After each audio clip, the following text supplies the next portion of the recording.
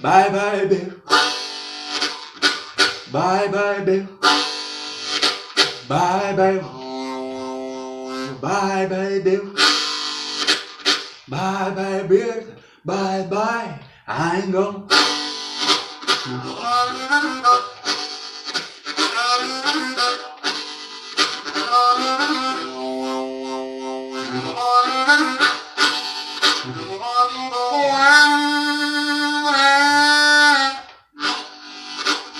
Berdango,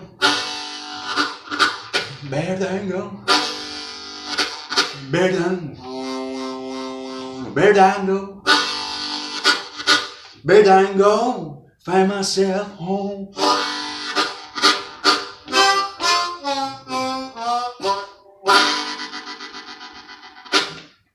Ok, Bye Bye Bird di Alex Miller, Sonny Boy Williamson 2. E indipendentemente da tutto ci sono tante versioni che possiamo ascoltare in rete o nei dischi o nei CD o nelle cassette. Questo brano è eseguito sia con la band ma soprattutto ipnotico eseguito da solo. Una cosa fondamentale, innanzitutto sto usando un'armonica in do, questa volta è un'armonica in do bassa, sto usando una Honor, una Rocket Love Progressive, ma potete usare qualsiasi armonica bassa e la canzone si divide sostanzialmente in due blocchi, il tema, il cantato accompagnato dall'armonica e poi abbiamo il solo. Allora, andiamo subito a vedere questi due blocchi. Il blocco del tema quindi è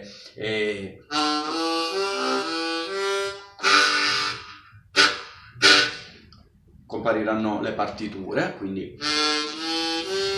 primo foro aspirato, secondo foro soffiato e terzo foro soffiato, questa alternanza di secondo e terzo foro soffiato, e poi l'accordo di primo, secondo e terzo foro aspirato che dà anche questa ritmica. Segue un giro blues a 12 battute. Forse il consiglio per ogni armonicista blues che si rispetti è quello di non solo suonare l'armonica ma anche provare sin da subito a cantare. Vi troverete in parecchie situazioni dove magari l'ausilio della voce è richiesta per i cori, ma anche, perché no, diventare solista. Fregatevene se non avete la voce di Sonny Boy o di Ray Charles. L'importante è esprimersi con l'anima, chiaramente con un minimo di intonazione.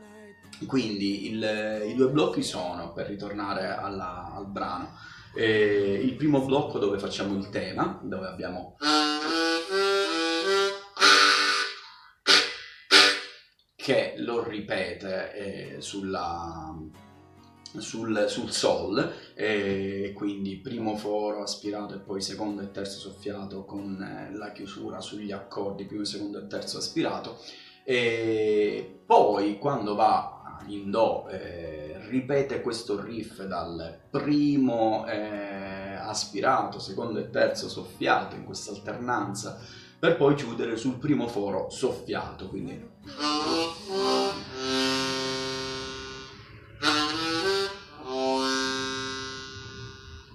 per poi ritornare sul sol e poi va sul re, quindi primo foro aspirato, secondo e terzo soffiato, per poi prendere questo bending sul terzo foro aspirato e chiudere nuovamente, quindi poi sul sol. E la sequenza è molto semplice, con la tabulatura capirete subito che cosa intendo, ve la suono.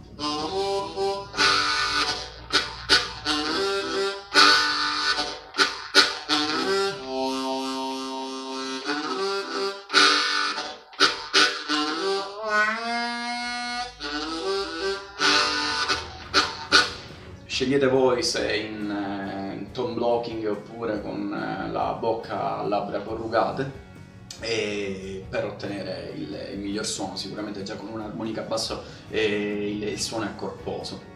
E il secondo blocco è quello un po' che va sul solo, dove vi lascio un po' più liberi. La frase tipica di Sonny Boy in questo brano è appunto